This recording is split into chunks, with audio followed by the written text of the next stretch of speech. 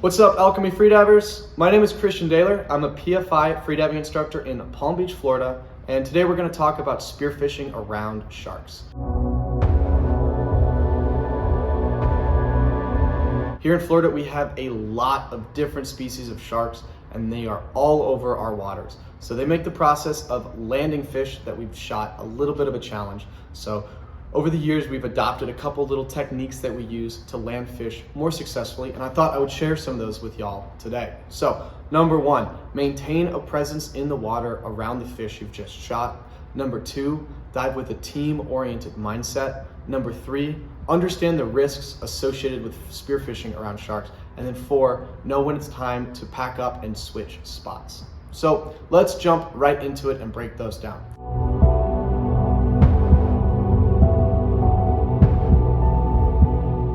What we've learned spearing around sharks down here is that while sharks are apex predators, they are capable of hurting us and they are capable of stealing our fish, the vast majority of times they are opportunistic predators who are only looking for an easy meal. And if you are there to contend them for that fish, even in a small way, that is going to be a critical part in landing fish. So what I mean by maintaining a presence in the water around the fish you've just shot is get as close to it as possible. The best bet is you get that fish in your hands. If you can't get the fish in your hands, try to keep it as close to you as physically possible, because having any sort of presence in the water around the fish broadcasts to the sharks that this is not an easy meal. You should go elsewhere if you want an easy meal.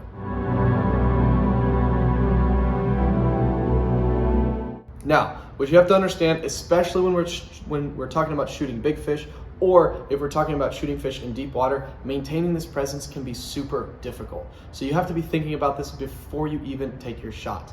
If you put a shot on a fish and it's a bad shot, that makes the process of staying close to that fish that much more difficult. So obviously your best bet is to kill the fish instantly if you can stone the fish or spine the fish. Another good option is if you can hit the fish in the vital organs. While this shot doesn't kill the fish instantly, it will kill it very quickly and limit the amount of time that it can fight. And if you can't do either of those, your next best option is to get a really good holding shot. Shoot that fish somewhere where you can put a lot of pressure on your reel line and keep that fish really close to you. And like I said before, best option is right after you shoot the fish, you swim up to it and you get that fish in your hands before you work your way towards the surface. But since that is not always possible, especially with big fish or down deep when you need to get back up to get some air, your next best bet is going to be to lock down your drag on your reel. Don't let that fish take any line out. And when it comes to locking down drag, my personal preference is that I actually leave my reel in free spool, so I don't mess with the drag nut on my reel. Instead, I either grab my reel line and prevent it from sliding out that way, or I'll cut my hand over the reel. And the reason I like to do it this way is because there are a few scenarios where you might actually let your fish free spool to take out line.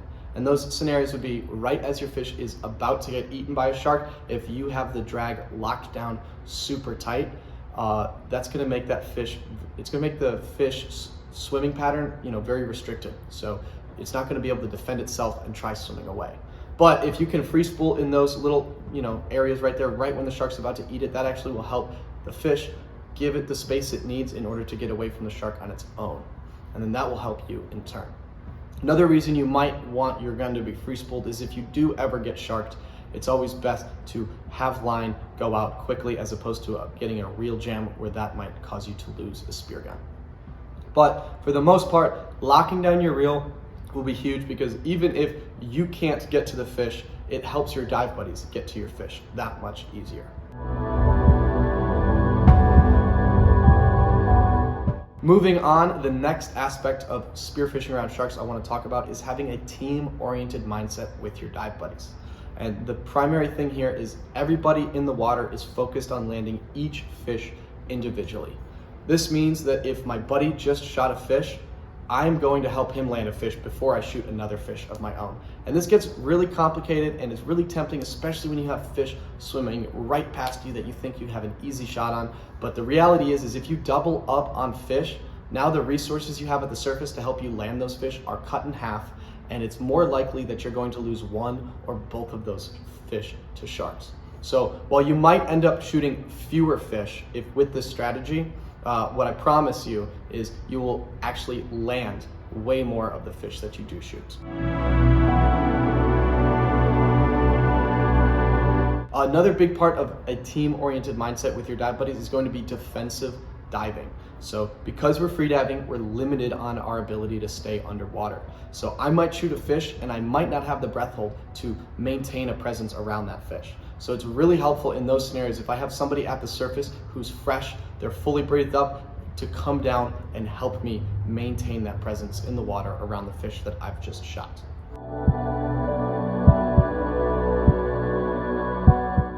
But what you have to understand now is if we have defensive divers, now we need more divers in the water because everybody still has to have a safety.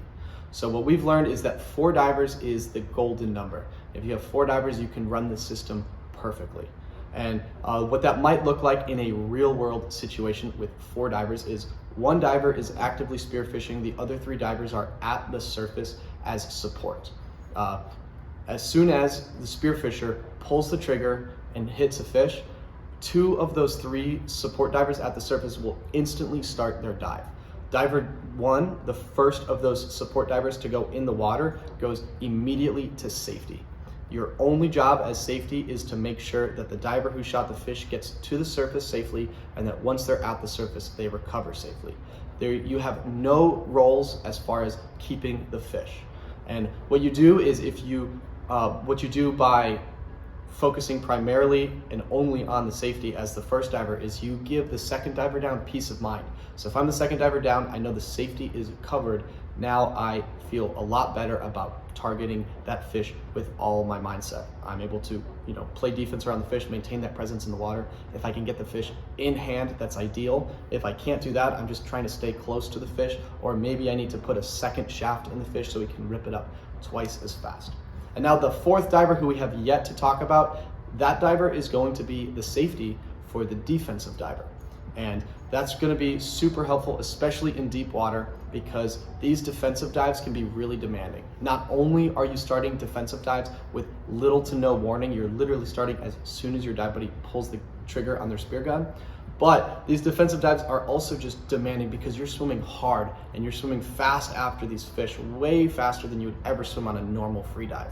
So in some circumstances, they can even feel like CO2 dives. So being able to have your own safety after a demanding dive like that is a huge aspect to being able to defensively dive well.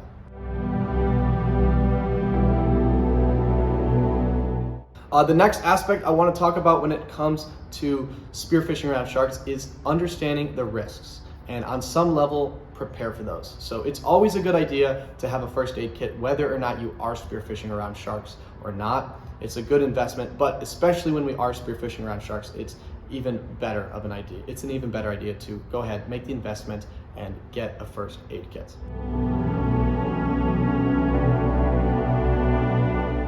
I prefer dive knives that are 1, pointy on the tip, and then 2, have at least 1 serrated edge. So both these knives here are examples of this.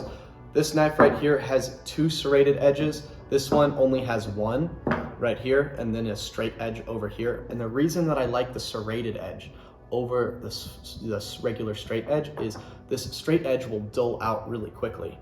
But meanwhile, the serrated edge will still maintain its ability to cut through line.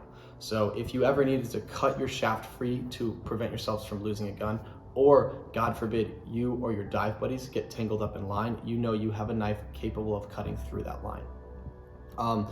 The other aspect to your knives is this pointy tip. And the reason I like this pointy tip is it's a very easy way to quickly dispatch fish. If I have a fish flopping around at the surface or fighting for its life, not only does that make the meat taste a little bit worse, but it also excites the sharks a lot. So the faster I can dispatch that fish, the quicker I'm going to get these sharks back to their normal behavior. And a good sharp dive knife is huge for that. A couple other things you may want to consider are the fact that you might lose gear when you're spearfishing around sharks. Not only might you lose spear shafts when you get sharked, so I recommend packing extra spear shafts, but you also might lose a spear gun. So help yourselves, be prepared, and prepare for that kind of worst case scenario of losing gear. Pack a couple extra spear shafts. That way, if you lose one, you're not done diving for the day. I also recommend throw your contact information on your spear gun. And that way, if it does get lost, there's at least a little bit of a chance that it gets turned in back to you. You can do this many ways. You can either etch or draw your name on the spear gun, but what I personally do and have found super easy is I go to the pet store and they have aluminum dog tags and a laser engraver right in the store. So I just print my contact information on one of those little pet tags and then tie that onto the handle of my spear gun.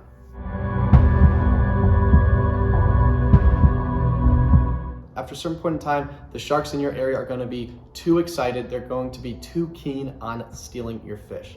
And at that point, one of two things is going to happen. Either it's going to be way too difficult to actually pull fish up past the sharks to the point where you're just going to be losing fish left and right, or you might even find yourselves in a situation where your safety is at risk. And if either of these scenarios occur, I recommend get back in the boat and switch spots. Now, the good news here is the ocean is a huge place, and just because the sharks are bad in one area doesn't mean they're going to be bad at all of your dive spots. So this doesn't mean you're done diving for the day. This just means, maybe we pack up and move half a mile or more away to a new dive spot, and the hopes are that the sharks there are not going to be as aggravated. But once again, my name is Daehler. I'm a PFI instructor in Palm Beach, Florida, and I hope these tips help you land fish more successfully when you're spearing around sharks.